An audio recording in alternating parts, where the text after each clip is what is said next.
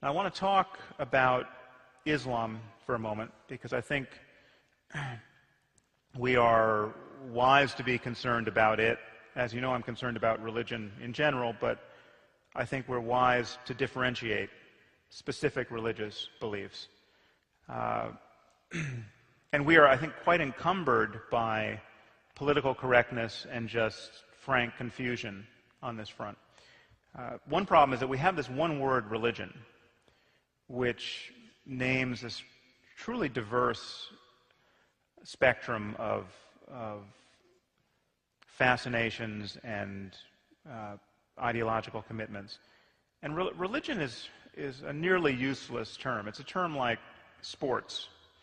Now, there are sports like badminton, and there are sports like Thai boxing. Okay, and they have almost nothing in common apart from breathing. Right? Now, there are sports that are just synonymous with the risk of physical injury or even death. I mean, there's sports that are just synonymous with violence. Now, if you get injured playing badminton, you're just embarrassed.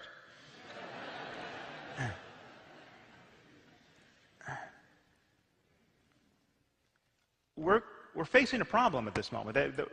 There is, I'm happy to say, a religion of peace in this world, but it's not Islam. Okay. To call Islam a religion of peace, as we hear ceaselessly reiterated, is completely delusional. Now, Jainism actually is a religion of peace. Jainism is the core principle of Jainism is nonviolence. Gandhi got his nonviolence from the Jains. The crazier you get as a Jain, the less we have to worry about you. Yeah, it is. This is. Jain extremists are actually they are paralyzed by their pacifism. Jain extremists they can't take their eyes off the ground when they walk lest they step on an ant. They filter every sip of water through cheesecloth lest they swallow and thereby kill a bug. I mean, needless to say, they're vegetarian. So the problem, notice, the problem is not religious extremism, okay, because extremism is not a problem if your core beliefs are truly nonviolent. The problem isn't fundamentalism, which we often hear this said. These are euphemisms. I mean, the only problem with Islamic fundamentalism are the fundamentals of Islam. Now, we have Mullah Omar and Osama bin Laden and Khalid Sheikh Mohammed. These guys agree about the nature of reality and how to live within it. And the problem is they are giving a very plausible version of the faith. Osama bin Laden is not the Reverend Jim Jones of the Muslim world. It would be wonderful if he were, but the problem is he is giving a truly straightforward version of Islam, and you really have to be an acrobat to figure out how he's distorting the faith. Now, if these guys were Jains or Buddhists or Amish or Quakers, it would be patently obvious how they were distorting their religion. I mean, in fact, their behavior would be unintelligible. Okay? It is not obvious by the light of Islam, and this is just a fact we have to speak honestly about. And no one should be speaking more honestly about this and more volubly about this than moderate Muslims. Moderate Muslims have to find some way to grapple with this fact. But to say that Osama bin Laden is David Koresh is just a lie, and it's a dangerous lie at this point. Now, I just want to rehearse for you what these core beliefs are and what they entail. The belief is that Muhammad got the Quran directly from the Archangel Gabriel in his cave in the 7th century. And it is the perfect word, therefore, of the creator of the universe. I apologize for the cartoonish nature of this image of Muhammad, but quality images are difficult to come by at the moment.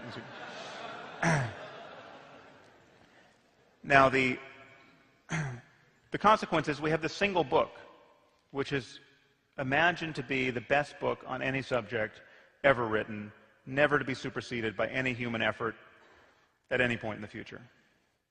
Now, this is a problem because this is a profoundly mediocre book. Okay? It is dangerous to say this. It is suicidal to say this as a Muslim.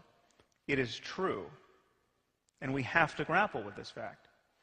And the idea that this is the best book ever written on any subject can only be maintained in a kind of fantastical intellectual isolation.